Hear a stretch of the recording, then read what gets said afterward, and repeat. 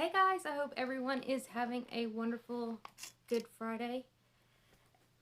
The craziest thing is going on. We've got the Major League Baseball, the MLB, and Coca-Cola and Delta Airlines all like boycotting Georgia's recent voter suppression, Jim Crow 2.0. Y'all, this is weird. It is so weird. So I mean, I had to look into this, and I think I know the real reason, because the things they're saying are just absolutely incorrect. But for the MLB, think about this: the Major League Baseball pulled out their All-Star game. I guess it's the All-Star game. It's not the whatever. It's a huge game, and their draft is not going to be in Atlanta because of this, because they're supposedly going to they're on the side of the good side, because this is voter suppression of minorities and all of this stuff. Let's say that it was. So I'm going to get into that it's absolutely not. But let's say it was. Think about this. Those games, those events, if you work, I mean, if you've ever lived in these areas or been to these events, you know thousands of people work these events. It doesn't matter if you like baseball, if you like NASCAR, football, whatever the thing is. When you have one of those type of events in your area, no matter pretty much every job that you have, you can either go do part-time event work, you know, selling hot dogs, whatever. You might be in the t-shirt business, which I know there's a lot of entrepreneurs in Atlanta, minority entrepreneurs that own t-shirt businesses, music, just all these things. You know, they own bars, clubs, just pretty much across the board. And so the area makes tons of money from these type of events coming. Yet the MLB, to supposedly stand in solidarity, is going to pull out one of their biggest events that mainly minority people would be benefiting from the event by being able to sell t-shirts, to work the events, to work the gates, whatever the case may be. You know, they own limo services, Uber, whatever the case may be. You know what I'm saying. These people are so stupid. They're like, yeah, this is great. You're doing a great job. And then we have Delta Airlines. You know, where you have to show practically every identification that you have, plus practically stripped naked to get onto one of their planes to be searched because you might be a terrorist or whatever. But they're acting like this is a big deal. So what's Georgia done that's like so astonishing? Have they you know, said that black people can't vote? I mean, what is it? Well, this SB 202 that the media and all of these woke CEOs are freaking out about. What's bad? What's bad is so many normal people just fall for this because they think that the news is telling them the truth, and they think that, well, if a CEO of a company is saying this, then it must be true. So what's going on? And then we have all these people. It's just not true. So they're saying that this is going to be voter suppression. So let's look at whether this really is. Let's go through just like the main ones. I'm not going to read the 100 and something pages. That's just crazy, but I've gone through it. So they're saying that the Georgia election law discourages voting and suppresses votes, especially of minorities. Well, what's the fact? The fact is the bill actually preserves and expands ballot access in several important ways. It requires that large precincts with lines more than an hour long will have to take steps to add more voting machines, so the lines won't be so long. What? That's crazy. Not only that, So normally the total early voting days used to be 134. 134. Let me see something. It extends the actual voting days from 134 to 180 or something. So you have longer time to vote. They just want it in earlier. Remember how they were letting the votes come in right up until the day of election? Well, they don't want that happening because of the mess that happened. And so you just have to have it in earlier, but you have a longer time frame to get it. And then you have more voting hours. So this won't affect the bigger cities, but the smaller cities where they kind of shut down at like 5 or 6, well, now they're required to go to like 9 o'clock. That's not.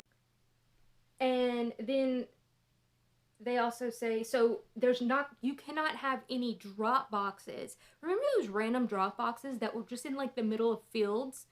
Well, they're still going to have these drop boxes, but they have to be indoors under supervision. That's it. That's what they're saying. Okay, I'm going to continue. There's some other things. So they're saying the Georgia law eliminates voting on Sunday to suppress the African American votes because there are more evangelicals, supposedly, that are in Georgia. Well, that's just ridiculous. Georgia law was silent on a Sunday early voting prior to this. They never even had it was not even in their voting regulations. It was just kind of county by county, whoever, and depending on when the voting day started. So they just what they did was it only in 16 out of 159 counties offered early voting on Sundays. So now the law explicitly provides the option of holding early voting on 2 Sundays for all localities. Before they didn't even have a regulation. It was just there. Okay? So they're just making this up. Then we have Georgia election law suppresses the vote with erroneous voter ID requirements. So ridiculous. So now the law requires a driver's license or a state ID, which is free. You just have to have it. Which 97% of registered voters already have. So they already have an ID. They just need to have it. or go get yours for free. I mean, people already have your ID. And so they're just being ridiculous over this. Which, when they did a poll back in 2018, 63% of black voters and 89% of those making under $25,000 a year said, absolutely, we want this. So this is nothing that they didn't already want. It's ridiculous. And then myth 4, what they're saying, the bill eliminates drop boxes. Oh, that's what I was already talking about. The drop boxes for absentee voting.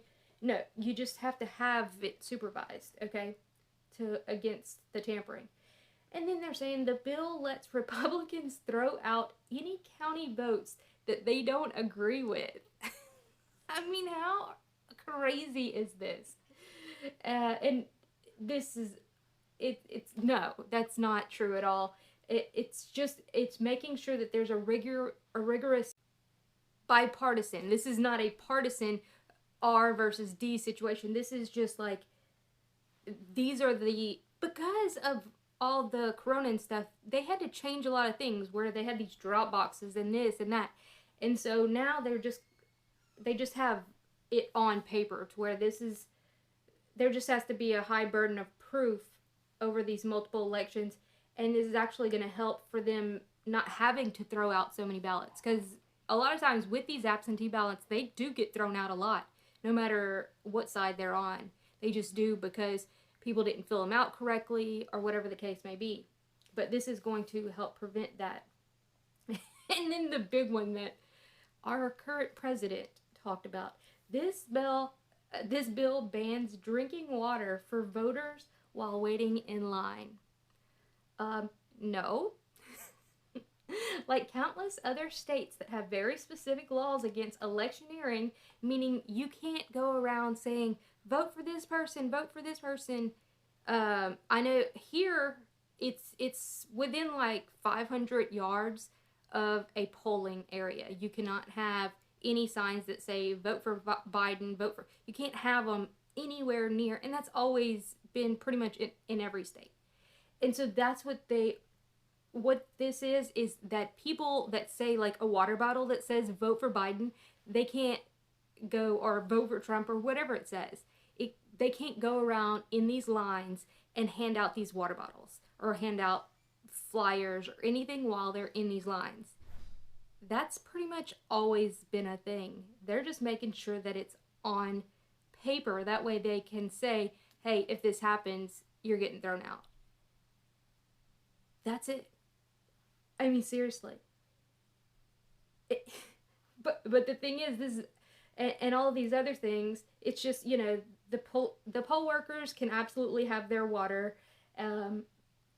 I mean, the law will also directly cut down on wait times, meaning refreshments for people waiting in line will be less necessary. So having the more drop boxes and more of these polling things, anyway, it's just so ridiculous. But the thing is, you have to think about, why are they really doing this? Why are they flipping out like this?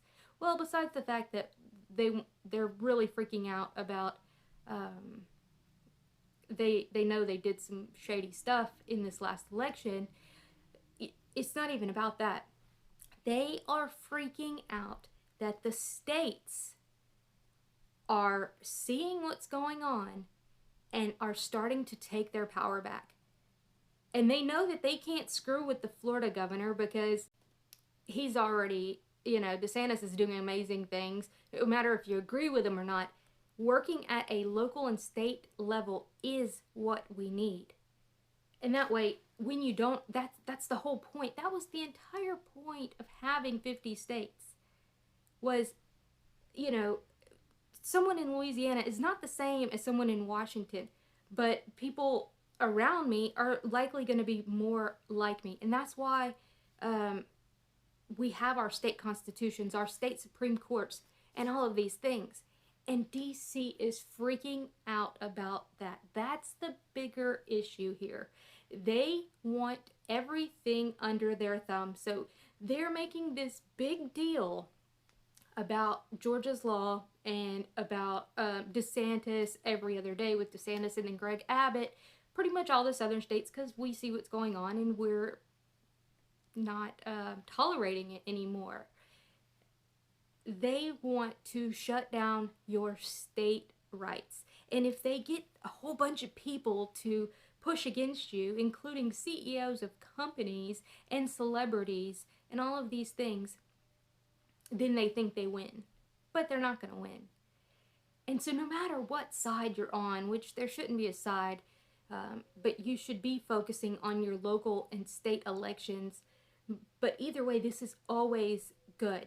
That DC is realizing that they don't hold the power, which they never had. Yet we were giving it to them, and it still is making me crazy to see so many conservatives, people on the right, whatever, still worried about who's going to be running for president in 2024. Who cares? This entire system, draining this swamp situation, it will never happen from DC. It can't. It cannot happen. It has to happen from the bottom up. And I've been saying that for so long. And so although whenever you're looking at everything, you're like, oh my gosh, everything is falling apart, you have to think, well, this is actually a good thing. You have to get together with your local communities and who, you might have a crappy governor. Like mine's pretty crappy, and he's going to have to go. But it's fine. We're still dealing with things at a local level, and that's what this whole thing is about. It's not really about voter suppression. It's not really about Georgia. I mean, there are obviously, it is very strange that these CEOs are freaking out like this about this, but whatever.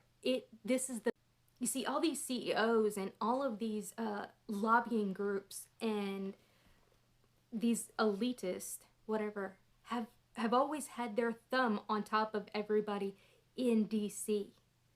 But when individual states are making decisions and saying, nope, we got this, you know, we're not dealing with your nonsense, then it's a lot harder to try to control 50 individual states than it is just show up in DC, have your 2 big pharma reps per congressperson. You know, there's 2 big pharma rep per congressperson.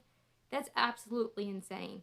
And that's aside from the military industrial complex and all of these other big companies.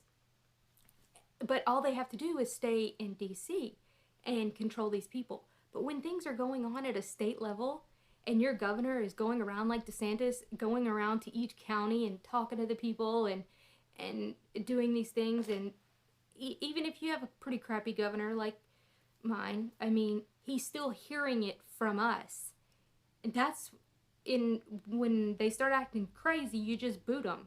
You can't just drain DC. You just can't. And so things are, although they're looking really bad, it's not really. I mean, it's bad for some. And if they want to continue acting stupid, which they are, we have to support our local and states. And honestly, y'all, if you live in the North, I've been saying this for almost 2 years, you need to move down south. Even though my governor is a complete fool, being in the South right now is the safest thing, especially for somebody that's conservative, that believes in family values and other safety reasons. They're doing crazy things with police officers, defunding all these police and stuff. Things are going to get worse. They're actually getting so much worse right now. I think there's been already, like 50 police officers shot and killed this year. I'll have to check that number, but it's really high. I mean, they're not putting it on the news too much, but the amount of crime is going through the roof, especially in these western and northern states. There's a lot of things going on. These people are just bowing down to the woke mob, and it's detrimental. It's detrimental to every community. It's just odd when you see, I mean, not odd, we know it happens. When you have a leftist, woke, crazy person that's going based on emotions for everything, you have more homicides. You have more you have all of these terrible things that you're supposedly trying. You're really for the left. You're really for the minority and for the little guy and whatever. When in reality, I mean, it's a proven track record that when a Democrat is in office, the minorities do worse as a whole. And it's sad that this keeps happening and that people still won't see it. But they keep putting the small minority at the top of everything, like with the LGBTQ and all of this stuff, and making that as like some type of priority, while making the everyday normal working people just like screw you, too bad for you. It's so ridiculous. But it keeps backfiring. All of this stuff, especially like with the MLB. What are they thinking? What are they thinking? Why would anybody think this is a good thing? I mean, no matter what, why is somebody that's supposed to be worried about flying a plane worried about what Georgia's election is doing? That's what I'm saying. We have to look at the bigger picture. They are freaking out that, especially in the South, the governors and the local communities are getting together and doing what they're supposed to do, which is govern themselves and not worry about DC. And we can do it. It's going to be hard, but that's what we're going to have to do. So anyway, if you'd like to help support my channel, my entire channel is demonetized, of course, because they don't like truth. YouTube finds it whatever. Dangerous to the community. But anyway, I hope y'all have a wonderful day. Like, share, and subscribe, and you can help support my channel with the links down in the description. Bye, guys.